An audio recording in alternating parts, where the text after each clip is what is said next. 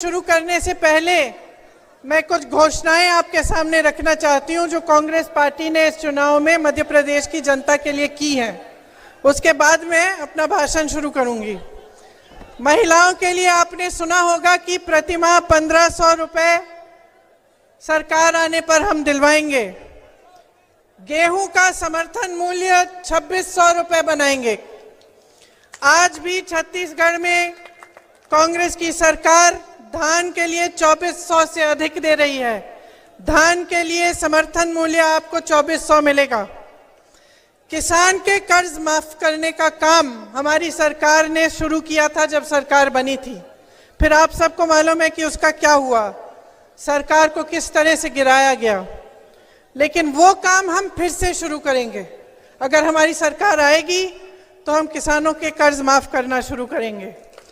100 unit बिजली माफ होगी, 200 यूनिट बिजली बिल हाफ होगी, मतलब आधी होगी।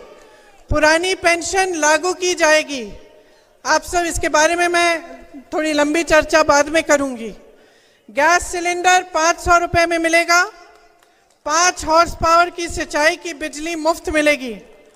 ओबीसी के लिए आरक्षण 27% का किया जाएगा। जाति जनगणना आपके प्रदेश में हम कराएंगे। 2 लाख सरकारी पद भरे जाएंगे। प्रतियोगी परीक्षा में निशुल्क मतलब 100% आपको छूट मिलेगी फीस के भरने के लिए। तो प्रतियोगी परीक्षाएं जितनी भी हैं वो निशुल्क हो जाएंगी।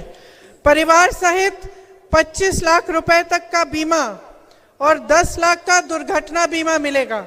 ये भी आज कांग्रेस के प्रदेशों में हो रहा है। राजस्थान में 25 लाख तक मुफ्त इलाज हो रहा है। पढ़ो और पढ़ाओ योजना है जो कांग्रेस कह रही है कि करेगी। इसमें कक्षा 1 से 12 तक निशुल्क शिक्षा होगी। कक्षा 1 से 12 तक जो बच्चे स्कूल में भर्ती होंगे और जो पढ़ाई के लिए जाएंगे उनको हर महीने 500 से लेकर 1500 रुपए उनके परिवारों को दिए जाएंगे, उनको प्रोत्साहित करने के लिए और जो स्कूल का सामान है वो खरीदने के लिए। तो देखिए ये थी घोषणाएं। अब घोषणाएं तो सब करते हैं कि नहीं? भाजपा वाले भी करते हैं। कितनी घोषणाएं की हैं उन्होंने यहाँ? 22,000। कभी उनके नेता है ना तो पूछ लीजिए, किसी को भी 22,000 घोषणाएं अगर याद हो खड़े होके सुना दे, है ना? पब्लिक को तो याद नहीं है। मैं तो कहती हूँ नेताओं को भी याद नहीं रह सकती है, क्योंकि वो कुछ अलग तरह की घोषणाएं होती हैं। वो खोखली घोषणाएं हैं जो चुनाव के समय की जाती हैं। जैसे आपकी जो लाडली योजना है बहनों, बताइए 18 सालों से सरकार है तो 2 महीने पहले क्यों की है घोषणा? क्या 2 महीने पहले से, जब 18 सालों से आप गरीबी और संकट का सामना नहीं कर रहे थे? तो ये लोग जो घोषणाएं करते हैं वो ये समझ के करते हैं कि भाई जनता को हम बेवकूफ बना सकते हैं। जनता को, पब्लिक को क्या नहीं कहा इन्होंने? आपको कहा कि आपको रोजगार दिलवाएंगे, बताइए मिले? हाथ उठा लो जिसको रोजगार दिया है। 3.5 सालों में 21 रोजगार दिए हैं। 21 रोजगार। वहां बगल में छत्तीसगढ़ में कांग्रेस की सरकार है। पूरे देश भर में सबसे कम बेरोजगारी का दर छत्तीसगढ़ में है। यहाँ 18 सालों से सरकार में 3.5 सालों में 21 रोजगार दिए हैं। कोई स्कूल या कॉलेज खोला है? बंद किए हैं। 7,000 से अधिक स्कूल मध्य प्रदेश में बंद हो चुके हैं। अस्पतालों में सुविधा मिलती है, स्वास्थ्य सुविधा। बताइए बीमार पड़ते हैं तो कहाँ जाना पड़ता है? प्राइवेट में जाते हैं कि सरकारी अस्पताल में? कहाँ? प्राइवेट के में जाने के लिए पैसे कहाँ हैं? कमाई ही नहीं है। और स्वास्थ्य सुविधाओं में जितने भी अस्पताल हैं, स्वास्थ्य सुविधा है मध्य प्रदेश की, हर स्तर पे अगर आप उसको देखेंगे, हर स्तर पे पद खाली पड़े हैं। पद खाली हैं।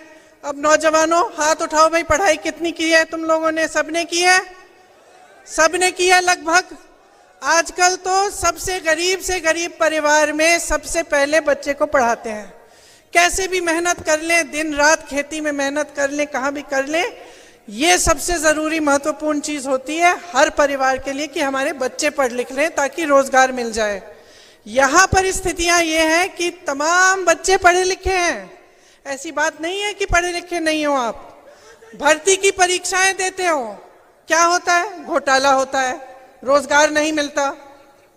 पढ़ते हो, लिखते हो, फीस भरते हो, प्राइवेट में ट्यूशन लेते हो, फिर भी कुछ नहीं मिलता। ये परिस्थितियां हैं और आपकी शिक्षा के लिए, आपके स्वास्थ्य के लिए कुछ नहीं किया गया। इन्होंने कहा था महंगाई घटाएंगे, किसानों की आय दुगनी होगी। बताइए, किसानों की आय दुगनी हुई? महंगाई बढ़ी है कि घटी है? अभी धनतेरस था, बर्तन खरीद पाए थे? ये ऐसा होना चाहिए कि त्योहार आ रहा है और घबराहट हो कि भाई त्योहार आ रहा है, लिपाई पुताई करनी है, खाना बनाना है मेहमानों के लिए, पटाखे खरीदने बच्चों के लिए, और घबराहट होनी चाहिए कि कैसे करेंगे। ये परिस्थितियां हो गई हैं आपकी। यहाँ पे आपके लिए कुछ नहीं किया है इन्होंने। किसानों को देखिए, खाद, बीज, ट्रैक्टर, हर चीज पे टैक्स, डीजल पेट्रोल के दाम आसमान छू रहे हैं, आपको कोई राहत नहीं। आपके कर्ज माफ करने की बात उठती है तो कहते हैं पैसा नहीं है।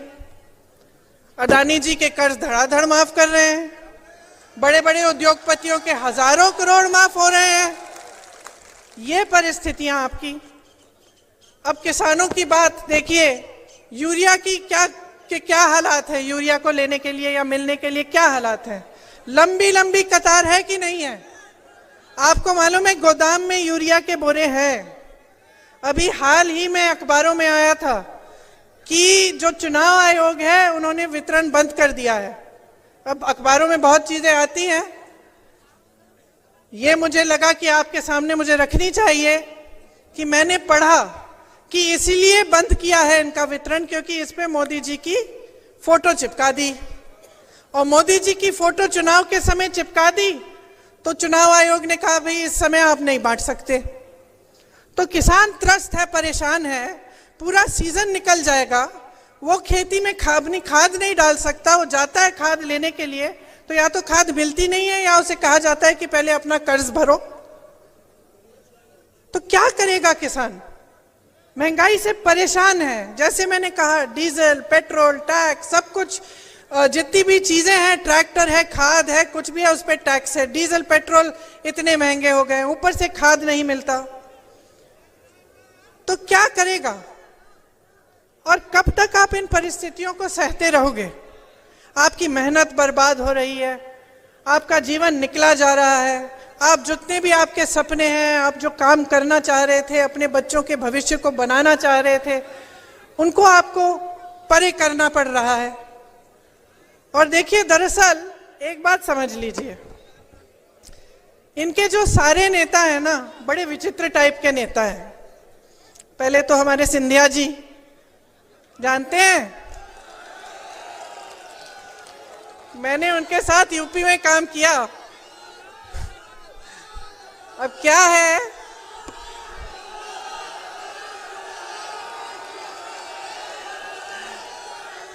कि कद में थोड़े छोटे पड़ गए हैं? लेकिन अहंकार में तो भाई वाह भाई वाह। जब हम काम कर रहे थे यूपी में काम कर रहे थे तो देखो, यूपी वालों की, तो हम भी यूपी के हैं, आदत है हम लोग शिकायत, गुस्सा, नाराजगी सब निकाल देते हैं। महाराज बोलने की आदत नहीं है। लेकिन भैया उनके पास जो भी कार्यकर्ता जाता था कहते हैं दीदी कि हम क्या करें, महाराज महाराज कहना पड़ता है, हमारे मुंह से नहीं निकलता तो फिर कुछ काम ही नहीं होता हमारा। वैसे उन्होंने अपने परिवार की परंपरा अच्छे से निभाई है। विश्वासघात तो बहुतों ने किया है, लेकिन इन्होंने ग्वालियर और चंबा की जनता के साथ विश्वासघात किया है। आपके पीठ में छुरा भोंका है, बनी बनाई सरकार को गिरा दिया, और वो बनी बनाई सरकार आपकी थी, आपने वोट दिया था उसके लिए। 3.5 साल से इस सरकार ने आपको 21 रोजगार दिए हैं। वो सरकार कांग्रेस की थी। मैंने जैसे कहा, छत्तीसगढ़ में देखिए बेरोजगारी का दर क्या है, आप ही के साथ धोखा हुआ है। इनकी नेताओं की बात कर रहे हैं तो दूसरे यहाँ के आपके गृह मंत्री महोदय जी की हो जाए। काम है कानून का पालन कराना। पता चला कि दिन भर पिक्चर देखते रहते हैं, कौन क्या पहना है उसकी बड़ी चिंता रहती है इन्हें। आपके पास कपड़े लत्ते नहीं हैं, आप कुछ खरीद नहीं पा रहे हैं, आप किसानी खेती में कमा नहीं पा रहे हैं, इसकी कोई चिंता नहीं है। आगे चलिए, विश्व प्रसिद्ध महान अभिनेता श्री शिवराज चौहान उर्फ मामा जी, एक्टिंग में तो अमिताभ बच्चन के कान काट लें, लेकिन जब काम की बात होती है तो फट से असरानी का रोल पकड़ लेते हैं। और मोदी जी का तो आप पूछिए ही मत। मोदी जी का क्या कहना, देश के पहले ऐसे प्रधानमंत्री हैं जो परमानेंट अपनी ही पीड़ा में परेशान रहते हैं। कर्नाटका गए, बड़ी लंबी लिस्ट ले गए कि भाई मुझे इतनी गालियां दी हैं, यहाँ भी कहने लगे मुझे इतनी गालियां दी हैं, रोते ही रहते हैं। लगता है आपने वो सलमान खान की पिक्चर देखी है तेरे नाम, उसमें सलमान खान शुरू से अंत तक रोते ही रहते हैं। मैं तो कहती हूँ मोदी जी के लिए भी पिक्चर बना देते हैं, उसका नाम रखेंगे मेरे नाम। वैसे एक बात है, मोदी जी ना आदमी की पहचान में टॉप क्लास है। दुनिया भर के गद्दारों और कायरों को इकट्ठा करके अपनी पार्टी में ले लिए। मुझे तो बेचारे आरएसएस और भाजपा के जो अच्छे कार्यकर्ता हैं, जो सालों से संघर्ष कर रहे हैं अपनी पार्टी के लिए, उन पे तरस आती है कि क्या पता ये कायरों की सेना ही उनकी पार्टी को चलाने ना लगे। ये है हालात। अब मजाक एक तरफ, आपके काम की बात करते हैं। देखिए, मैं आपसे एक सीधी सी बात कहती हूँ, हम मध्य प्रदेश में हैं, बगल में छत्तीसगढ़ है, वहाँ कांग्रेस की सरकार है, यहाँ भाजपा की सरकार है। तो देखते हैं भाई आपकी सरकार ने क्या किया, छत्तीसगढ़ की सरकार ने क्या किया, और देखते हैं का मतलब ये नहीं है कि प्रियंका गांधी स्टेज पे खड़ी है कह रही है तो आप मान जाए। मत मानिए, आप खुद पता करिए। कोई छत्तीसगढ़ में रहता है, राजस्थान में रहता है, कांग्रेस में के किसी अन्य प्रदेश में रहता है, तो आप खुद पता कर लीजिए वहां की परिस्थितियां क्या है। मेरी बातों पे मत चलिए, मेरा काम है आपको बताना, मैं बताऊंगी। देखिए, छत्तीसगढ़ में किसानों के कर्ज माफ हुए। मैंने आपसे कहा कि धान 2600 रुपए का, हम 2600 हो गया है, अब पहले 24 था, अब 2600 हो गया है, 2600 में खरीद रहे हैं। वहां वन उपज के लिए समर्थन मूल्य मिल रहा है। धान छोड़िए, गेहूं छोड़िए, वन उपज के लिए मिल रहा है। जो महंगाई देश की जो केंद्र सरकार है उसने थोपी है जनता पे, उससे बचाया जा रहा है लोगों को। जो आपके पैसे हैं आपकी जेब में वापस दिए जा रहे हैं। यहां जब भी ये सवाल उठता है भाजपा के प्रदेशों में, उनकी सरकारों में, तो जवाब यही आता है कि पैसे नहीं है। आप ओपीएस को देखिए, कांग्रेस के हर प्रदेश में आज ओपीएस लागू है। हमने ओपीएस लागू किया, वहां उन्होंने पैसे रोक रखे हैं छत्तीसगढ़ में, कि जब हम लागू कर भी रहे हैं तो वो कह रहे हैं हम नहीं देंगे। क्यों? जब ये सबको, बड़े बड़े उद्योगपतियों के कर्ज माफ कर सकते हैं, बड़े बड़े उद्योगपतियों को जो आपकी संपत्ति है वो सौंप सकते हैं, तो आपके लिए, आपके जेब में, चाहे आपका पेंशन हो, चाहे आपके कर्ज माफ करने की बात हो, चाहे महिलाओं के लिए कुछ राहत हो, इसकी बात क्यों नहीं कर सकते? ये क्यों नहीं कर सकते हैं? अब आप बताओ, आपके इलाके में पता नहीं आवारा पशु का है कि है समस्या खेतों में, है कि नहीं है? है। चलो, यूपी में बहुत है, यूपी में बहुत है, और पूरे मध्य प्रदेश में जहां जहां मैं गई हूं वहां बहुत समस्या है। तो अब हम देखते हैं कि भाई आपकी सरकार ने क्या किया। कुछ नहीं किया इसको सुलझाने के लिए। और जो छत्तीसगढ़ की सरकार है कांग्रेस की, उन्होंने देखा कि देखो ये बड़ी समस्या है, इससे किसान जूझ रहा है। रात को आवारा पशु आता है, खेत खा जाता है, तो महिलाएं दिन भर खेती के पहरेदारी करती हैं और रात को किसान जाता है, वो बेचारा बैठा रहता है पूरी रात। तो हमने सोचा कि किस तरह से इस समस्या को सुलझाया जाए। तो क्या किया उन्होंने, हजारों गौठान बना दिए और उन गौठानों, ये ऐसे गौठान नहीं है जैसे इधर उधर दिखते हैं कि गौ माता को वहां छोड़ दिया, पानी नहीं है, चारा नहीं है, छत नहीं है और वहां पड़ी रहती है। ऐसे गौठान नहीं। उन्होंने सोचा कि ऐसे गौठान बनाएंगे जिससे जो गांव की अर्थव्यवस्था है वो मजबूत हो जाएगी। तो क्या किया, वहां जो स्वयं सेवा समूह है महिलाओं के वो बनवाए, महिलाओं को रोजगार दिया, ये कह दिया कि अगर आप गोबर बेचेंगे हम गोबर आपसे खरीदेंगे। सरकार जनता से कहा कि हम गोबर खरीदेंगे। तो क्या हुआ, लोगों ने आवारा पशु रखने शुरू किए क्योंकि उससे कमाई शुरू हो गई। तो आवारा पशु रखना शुरू किया, उसकी गोबर सरकार ने खरीदी, उसमें से गोबर गैस बनाया, अन्य ऐसी चीजें बनाई और गौठान में खूब रोजगार दिलवाए, खासतौर से महिलाओं को। तो वहां मैं ऐसी महिलाओं से मिली हूं जो उन गौठानों में काम करके अपने स्वयं सेवा समूह द्वारा 1 लाख से 6 लाख रुपए कमा रही हैं महिलाएं। तो एक बड़ी समस्या थी, उसको सुलझाने के लिए दिमाग लगाया गया और ये तय किया गया कि हम इस तरह से सुलझाएंगे कि जनता की सुविधा हो जाएगी। और आज मध्य प्रदेश में किसान उसी से जूझ रहा है। मैं तो कहती हूँ नकल ही कर लेते।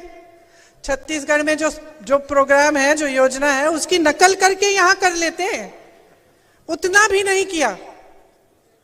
तो जो आपकी बड़ी बड़ी समस्याएं हैं उससे आज आप जूझ रहे हैं, बहुत परेशान हैं। गांव को मजबूत करने की जो बात होती है ना, वो शुरू में महात्मा गांधी जी ने की थी। ग्राम स्वराज कहते थे उसे। कहते थे कि जब तक ग्राम स्वराज पूरी तरह से नहीं होगा तब तक ये देश पूरी तरह से स्वतंत्र नहीं हो सकता, ये कहते थे गांधी जी।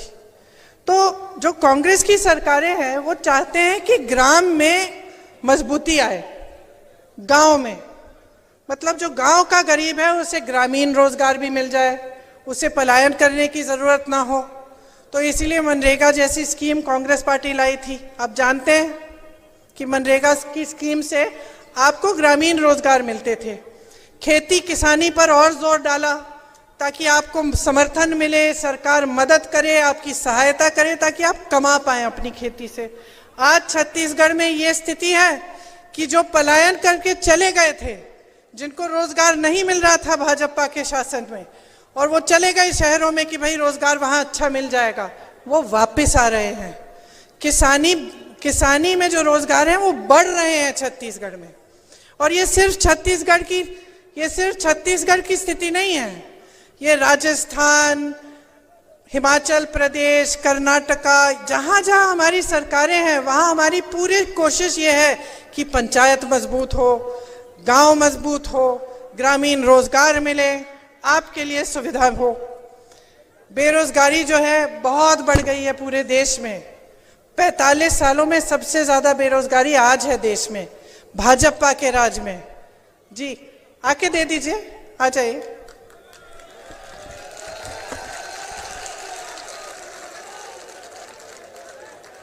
इधर से आ जाइए।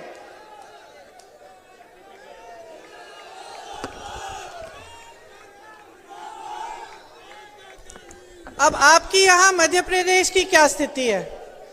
जैसे मैंने कहा, तमाम सरकारी पद खाली हैं, परीक्षाओं में घोटाले पे घोटाला हो रहा है।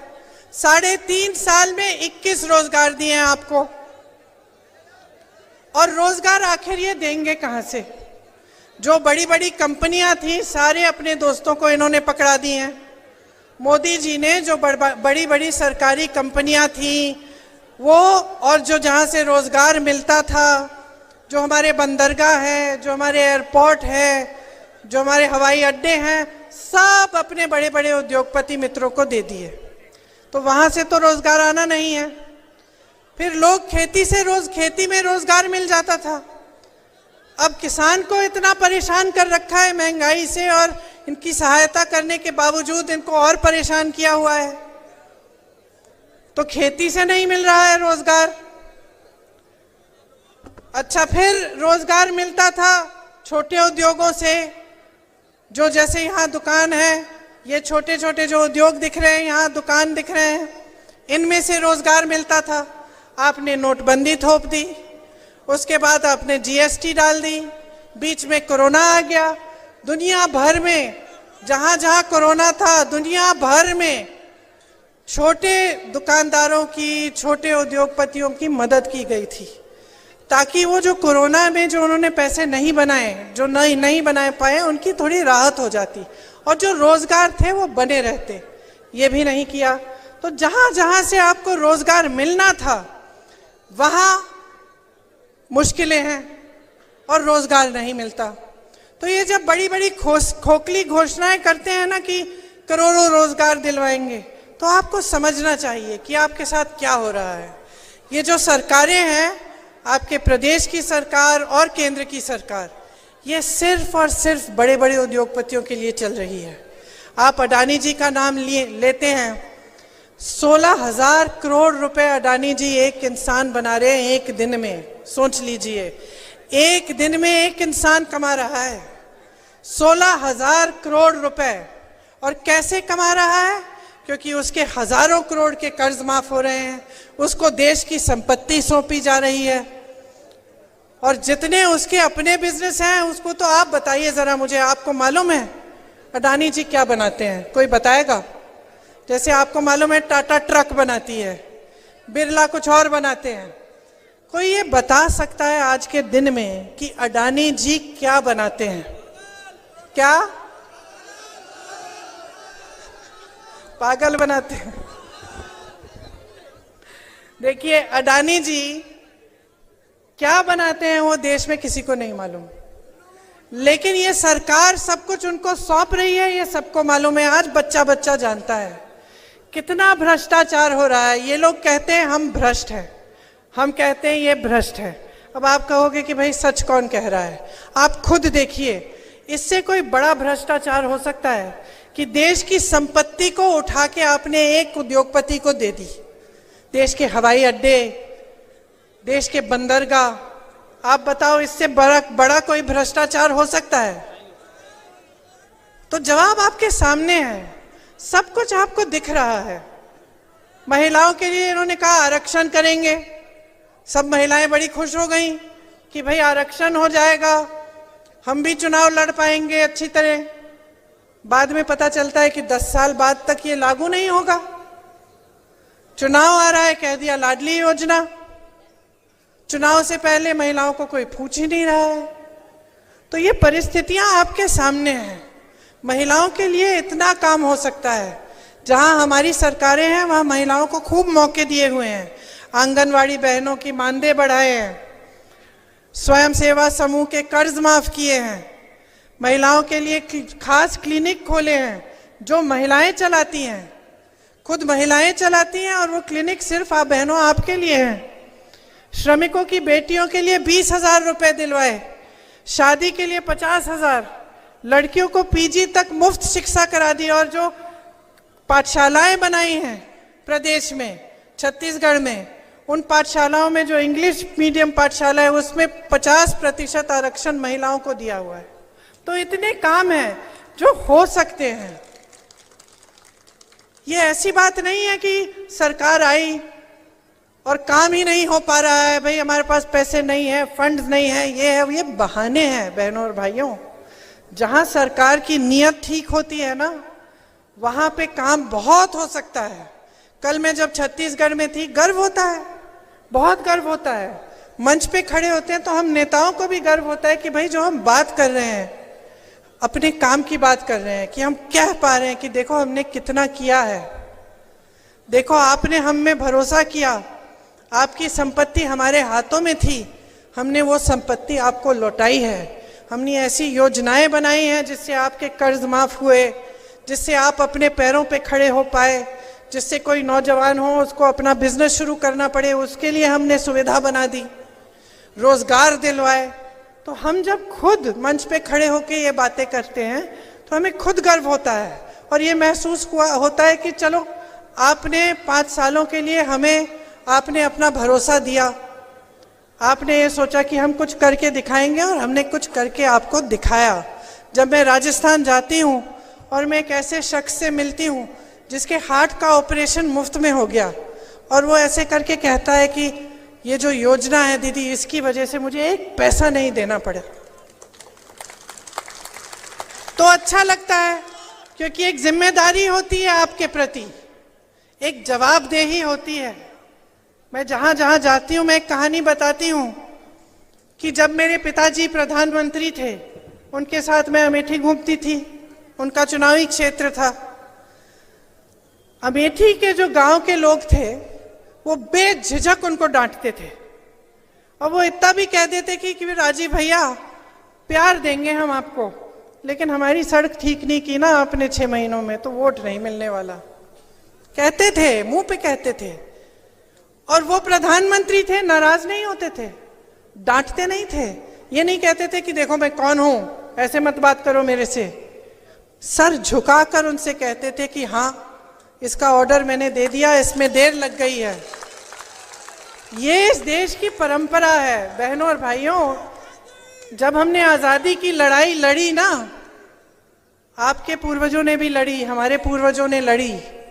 जब ये लड़ाई लड़ी तो इसलिए नहीं लड़ी कि आज भी आप आजाद न हो। इस आजादी का मतलब क्या था?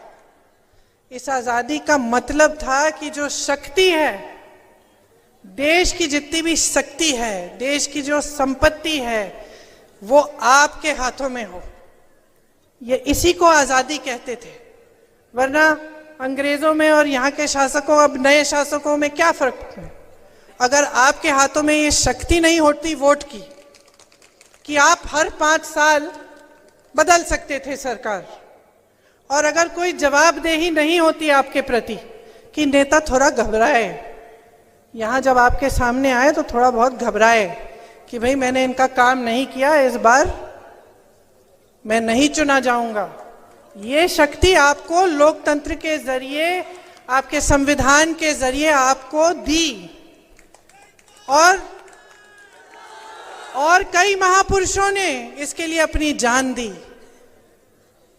कई लोगों ने अपना खून इस धरती की मिट्टी में मिला दिया ताकि आप आजाद हो, ताकि आप अपने नेताओं से जवाबदेही मांगे, ताकि आपको सरकार अच्छी नहीं लग रही है, आपको लग रहा है कि गलत हो रहा है आपके साथ, आप उसको बदल पाए।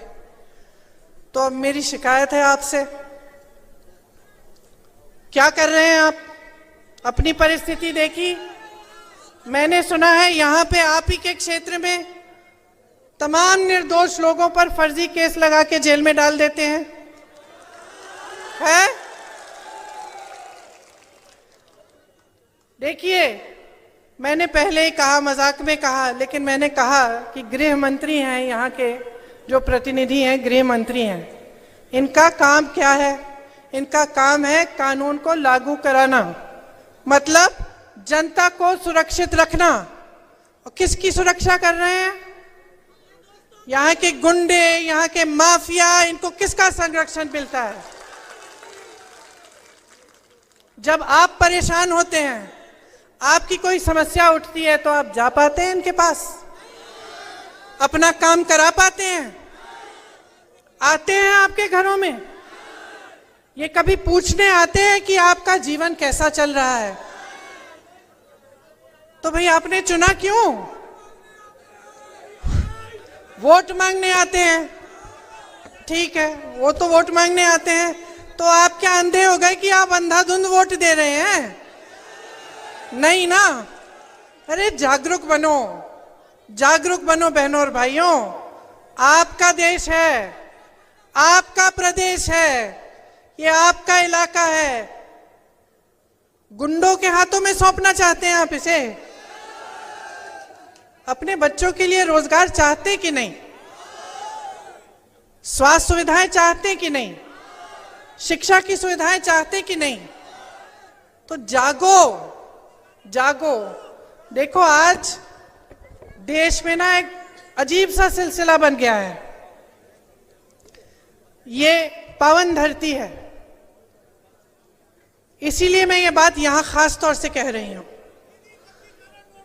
धर्म के नाम पर जो आपका वोट लेने आता है, उसके मन में एक बात बहुत अच्छी तरह से बैठ गई है। आप ये बात सुन लो भाइयों और बहनों, ये बात बैठ गई है कि मैं कुछ भी कर लूंगा, मैं चाहे एक काम नहीं करूं जनता के लिए, मैं चाहे एक सड़क ठीक नहीं करूं, एक टूटी में भी पानी न आए। समस्या उठी किसानों की, मैंने आंख मूंद के दूसरी तरफ मैंने देख लिया। मैं सब कुछ कर सकता हूं बशर्ते चुनाव के समय में मंच पे खड़ा होकर धर्म की बात करूं। लोगों के जज्बात उभर जाएंगे, लोग धर्म की बात मानते हैं और धड़ाधड़ मुझे धर्म के नाम पर वोट मिल जाएंगे। ये बात सही है कि नहीं है?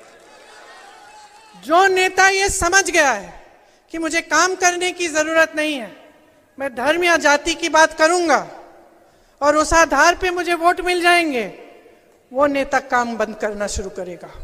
वो करेगा ही नहीं। कल को आप ये जो नेता यहाँ पे हम लोग बैठे हैं सब, कल हमें आप छूट दे दो, हमें आप कह दो कि भाई काम करने की जरूरत नहीं है, आप हमारी जज्बात की बातें करो, आपको वोट मिल जाएगा, तो हम भी बैठ जाएंगे। क्यों नहीं? ये तो इंसान की फितरत होती है।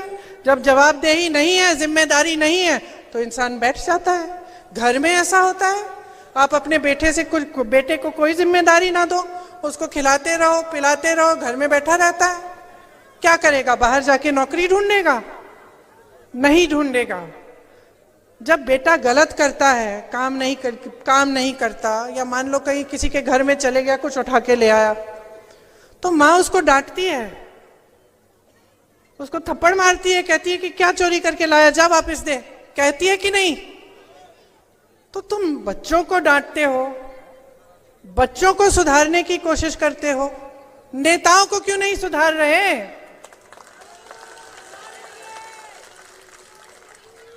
ये आपकी धरती है, बार बार मैं कह रही हूं, आपकी अमानत है, बार बार मैं कह रही हूं। लोकतंत्र ने शक्ति आपको दी है, ये जो आपका वोट है ना, सबसे बड़ी शक्ति है। इसको मत नकारो, इसको खाम-खा धर्म के नाम पर, जाति के नाम पर मत दो। इसको एक ही आप एकदम अपना ध्यान जो है ना केंद्रित कर लो अपने विकास पे, अपने भविष्य पे, अपने बच्चों के भविष्य पे। आपको याद है महाभारत में जब अर्जुन ने यूं अपना बाण पकड़ा, एकदम अपना ध्यान केंद्रित कर दिया मछली की आंख पे, उसी तरह अपना ध्यान केंद्रित करो, नहीं तो छूट जाएंगे 5 साल और। जो बर्बादी आप देख रहे हो, जो ये घोटालों वाली सरकार है, एक के बाद एक भ्रष्टाचार की सरकार है, समझ लो इसका नुकसान कोई नेता नहीं भर रहा है, कोई नेता नहीं भर रहा है। इसका नुकसान आप भर रहे हो, आपके बच्चे भर रहे हैं, आप भुगत रहे हो। भ्रष्टाचार से मालूम है सबसे ज्यादा नुकसान किसको होता है? युवाओं को, सबसे ज्यादा। ये पैसा आता कहाँ है? जब हम सुनते हैं कि फलाना घोटाला हो गया, 2000 करोड़ रुपए का घोटाला, 3000 करोड़ रुपए का घोटाला, व्यापम घोटाला, किसी और का घोटाला, तो ये जो 2000-3000 करोड़ हम किसकी बात कर रहे हैं? किसके पैसे हैं ये? एक दूसरे से तो नहीं ले रहे हैं ये नेता, नहीं ना, किसी दूसरी राजनीतिक पार्टी से भी नहीं ले रहे हैं। किससे ले रहे हैं? आपसे ले रहे हैं। लोकतंत्र में ना सरकार की कोई संपत्ति नहीं होती है, जनता की होती है। जितनी भी संपत्ति है आपकी है, तो आपको जागरूक बनना पड़ेगा। और जब मैं कहती हूं ध्यान केंद्रित करो, तो सोचो भाई सरकार हमें क्या दे रही है? क्या महिलाओं को हर महीने कुछ मिल रहा है? क्या रोजगार मिल रहा है? रोजगार से हमारी कमाई हो रही है? किसानों को राहत मिल रही है? ये बड़े बड़े लंबे चौड़े बिजली के बिल जो आते हैं, इसमें राहत मिल रही है? पूछो, क्योंकि ये सब आपका अधिकार है, कोई आप पर एहसान नहीं करता। हम जब कहते हैं ना, नेताओं की आदत भी खराब कर दी आपने, कहते कि हम दे रहे हैं, हम आपको हर महीने पैसे देंगे, कहते हैं ना सब नेता, कहते हैं कुछ नहीं दे रहे हैं, ये सब आपका पैसा है, आपको वापस कर रहे हैं। कहना चाहिए हम आपका पैसा लौटा रहे हैं, ये कहना चाहिए। तो आदत खराब मत करो। अब बहुत समय हो गया है, 18 सालों से भुगत रहे हो। अगर आपने खुद अपने जीवन में खूब तरक्की देखी है, आप खुश हो, आप परेशान नहीं हो, तो ठीक है, फिर से भाजपा की सरकार बना दो। नहीं, मैंने सुना है कि इस बार खासतौर से दतिया में बदलाव आ रहा है। मैंने सुना है कि खनन माफिया, लैंड माफिया से आप छुटकारा चाहते हैं। मैंने सुना है कि जो भ्रष्टाचार हो रहा है, जो मिलावट हो रहा है, नशाखोरी हो रही है, इससे आप छुटकारा चाहते हैं। सही सुना है? तो मन बना लो, मन बना लो भाई और बहनों, इतना मुश्किल नहीं है, एक वोट की बात है। आज आखिरी दिन है प्रचार का, सोच समझ के अपना वोट दो। मेरी दादी जी इंदिरा जी कहती थी कि जनता में सबसे ज्यादा विवेक है।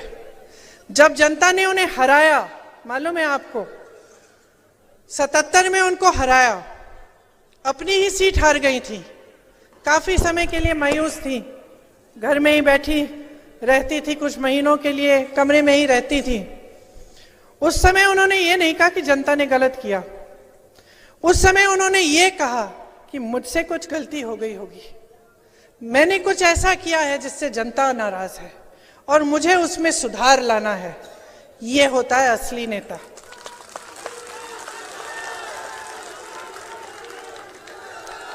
तो इंदिरा जी कहती थी कि जनता में सबसे ज्यादा विवेक है।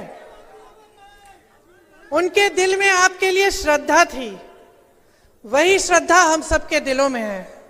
इसलिए मैं यहां आती हूं, आपसे वोट नहीं मांगती, आपसे शिकायत करती हूं और आपसे जागरूकता मांगती हूं, क्योंकि मेरे मन में भी आपके लिए श्रद्धा है। मैं जानती हूं कि ये लोकतंत्र है, आप ही सर्वोपरि हैं, नेता को बनाने वाले आप हैं, लेकिन ये बात आपको समझनी पड़ेगी।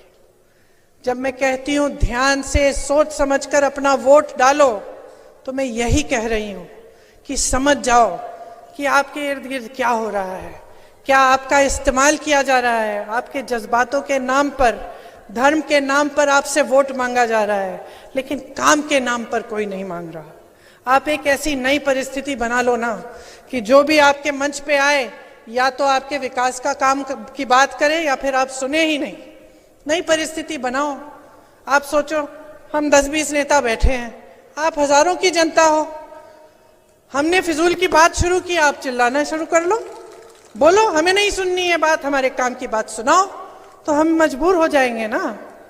हम आपके गांव आए, हमने काम नहीं किया आपके लिए, बहुत घोषणाएं की थी, बहुत वचन दिए थे, पूरे नहीं किए, तो जब हम गांव आते हैं तो हमें जवाबदेह बनाओ। अमेठी की जनता करती थी, ज्यादा साल नहीं गुजरे हैं, बस ये हो गया है कि आपको जो धर्म के नाम पर जो जिस तरह से आपके सामने जो प्रचार किया गया है, उससे आपका नुकसान हुआ है। क्योंकि किसी को धर्म का इस्तेमाल नहीं करना चाहिए। धर्म हम सबके दिलों में है, हम हिंदुस्तानी हैं, चाहे किसी भी धर्म के हों, धर्म में हमारी बहुत आस्था है। तो मैं सिर्फ ये कहना चाहती हूं कि नेता के दिल में भी जनता के प्रति आस्था होनी चाहिए, वही आस्था होनी चाहिए, क्योंकि नेता का एक ही धर्म होना चाहिए, आपका विकास, आपकी तरक्की, आपको सशक्त बनाना। तो मैंने काफी लंबी बातें कर ली, लेकिन मेरी बातों को भूलो मत। परसों वोट देने जाओगे तो ध्यान से मेरी बातों को याद रखो। बदलाव लाना है, दतिया में बदलाव लाना है, मध्य प्रदेश में बदलाव लाना है। आपको अच्छे नेता मिले जो काम करके दिखाएं आपको, जो दिन रात एक करके दिखाएं आपको, जो आप ही के लिए समर्पित हैं। तो आप कांग्रेस को चुनिए, 5 सालों का मौका दीजिए। देखिए छत्तीसगढ़ में क्या हो रहा है, राजस्थान में क्या हो रहा है, कर्नाटका में क्या क्या नहीं हो रहा है। आप इन सब प्रदेशों में देखिए, और जो आपका अनुभव रहा है 18 साल का भाजपा की सरकार का, उसका आप इस्तेमाल करिए, उसके बारे में सोचिए, और उस आधार पर जब आप वोट डालेंगे सोच समझकर, अपने विवेक का इस्तेमाल करके, तो मैं दावे के साथ कह सकती हूं कि बदलाव आएगा। एक बार मेरे साथ बोलिए जोर से,